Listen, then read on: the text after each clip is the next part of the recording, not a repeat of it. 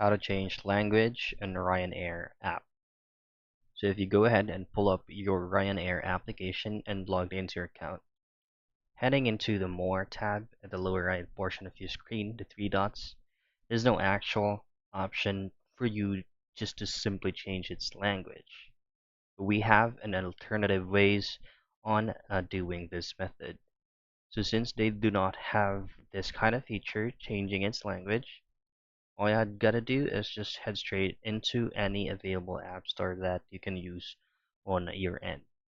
Just simply type in translate, and you can either use Google Translate or screen and photo translator.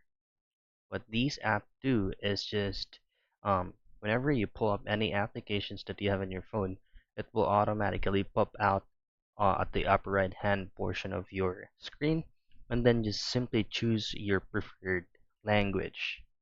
So that's the only way for you to be able to change language on the Ryanair app.